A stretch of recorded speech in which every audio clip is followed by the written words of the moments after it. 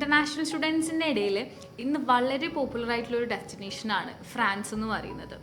അതായത് വളരെ minimal entry റിക്വയർമെൻറ്റിൽ നമുക്കൊരു ഡിഗ്രി +2 കഴിഞ്ഞൊരു സ്റ്റുഡൻ്റ് ആണെന്നുണ്ടെങ്കിൽ ഒരു 55% ഒക്കെ ഒരു സ്കോറുള്ളൊരു സ്റ്റുഡൻ്റ് ആണെന്നുണ്ടെങ്കിൽ നമുക്ക് ഫ്രാൻസിലെ ബിസിനസ് സ്കൂളുകളിൽ അഡ്മിഷൻ എടുക്കാനുള്ള ഓപ്ഷൻസ് ഉണ്ട്.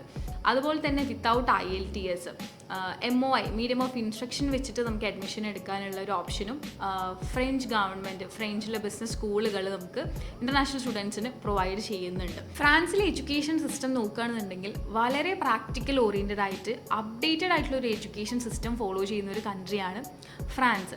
അപ്പോൾ അതുകൊണ്ട് തന്നെ കുട്ടികൾക്ക് വളരെ ഇന്നോവേറ്റീവ് ആയിട്ടുള്ള ഇൻഫോർമേഷൻസ്, അപ്ഡേറ്റഡ് ആയിട്ടുള്ള ഇൻഫോർമേഷൻസ്, പ്രാക്ടിക്കലി നോളജും കൂടെ നമുക്ക് ഇൻ്റർനാഷണൽ സ്റ്റുഡൻസിന് ഫ്രാൻസിൽ പഠിക്കാൻ പോകുന്ന സമയത്ത് കിട്ടുന്നുണ്ട്.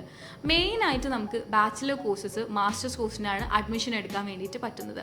അതിൽ തന്നെ ഏറ്റവും കൂടുതൽ സ്റ്റുഡൻസ് മാസ്റ്റേഴ്സ് ഫോക്കസ് ചെയ്തിട്ടാണ് പോകുന്നത്. മാസ്റ്റേഴ്സിൻ്റെ കേസിൽ നോക്കുകയാണെന്നുണ്ടെങ്കിൽ നമുക്ക് 3 തരം മാസ്റ്റർ കോഴ്സസ് അവിടെ അവൈലബിൾ ആണ്. Masters in management programs available ആണ്.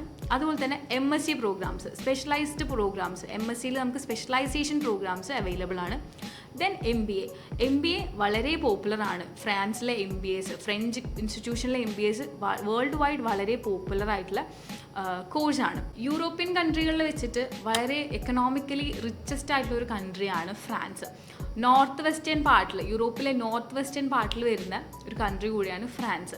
അപ്പോൾ യൂറോപ്യൻ കൺട്രികളിലേക്കൊരു എൻട്രി, ഷെങ്കൻ സോണിലേക്കൊരു കൺട്രി, 27ഓളം വരുന്ന ഷെങ്കൻ കൺട്രികളിലേക്കുള്ളൊരു എൻട്രി കൂടിയാണ് നമുക്കൊരു ഫ്രാൻസിലേക്കൊരു സ്റ്റുഡൻറ്റ് വിസ എന്ന് പറയുന്നത്. അപ്പോൾ അത് നമ്മൾ സ്റ്റുഡൻസിനെ സംബന്ധിച്ചിടത്തോളം, അല്ലെങ്കിൽ ഇൻ്റർനാഷണൽ സ്റ്റുഡൻസിനെ സംബന്ധിച്ചിടത്തോളം അത് ചെറിയൊരു കാര്യമല്ല. അവർക്ക് അത്രയും ഓപ്പർച്യൂണിറ്റീസാണ് ഫ്രാൻസിൽ ബിസിനസ് സ്കൂളുകളിൽ പഠിക്കുക എന്ന് പറയുമ്പോൾ അത്രയും ഓപ്പർച്യൂണിറ്റീസാണ് അവരുടെ മുന്നിലേക്ക് വരുന്നത്.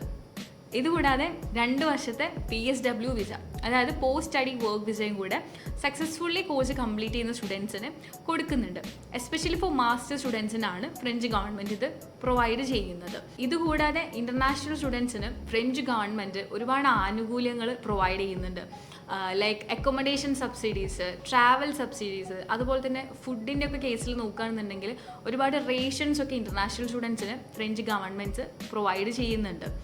പിന്നെ നമുക്ക് ഏറ്റവും കൂടുതൽ സ്റ്റുഡൻസിൻ്റെ സൈഡിൽ നിന്ന് കൺസേൺസ് വരുന്നതാണ്, അതല്ലെങ്കിൽ ക്വസ്റ്റ്യൻസ് ആയിട്ട് വരുന്നതാണ് ഫ്രാൻസിലെ part time options, part time availability ഒക്കെ എങ്ങനെയാണെന്നുള്ളത്. ഫ്രാൻസിലെ ഒഫീഷ്യൽ ലാംഗ്വേജ് ഫ്രഞ്ച് ലാംഗ്വേജ് ആണ്.